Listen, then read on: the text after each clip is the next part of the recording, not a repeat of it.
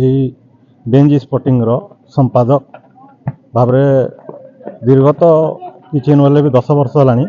मुझे कार्यकर्ता भाव अच्छी टूर्णामेंट टी है 26तम टूर्णामेंट बर्तमान चली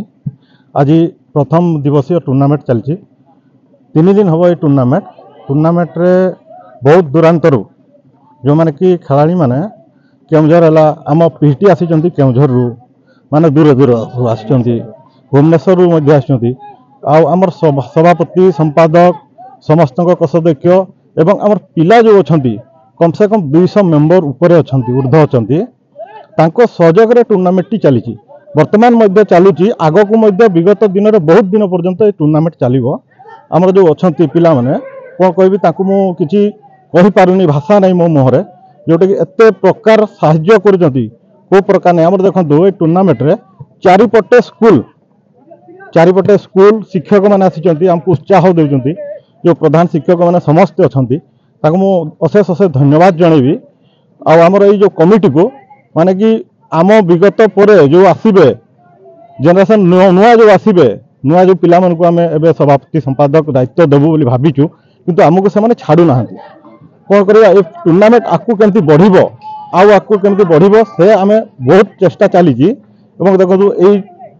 फील्ड आमर फील्ड कौन हो फील्ड टिके आमर पथरिया जगह अच्छी किंतु हेले भी जो राउरकेला बाहर पिला जो आसुचंती खेलवाई बहुत खुशी लगुच आमर जो कमिटी पिला अच्छा देखो चारिपटे पिला रही समस्ते सहयोग कर ग्रामवासी जो आमर मुखिया अच्छा आम अतिथि अच्छा आज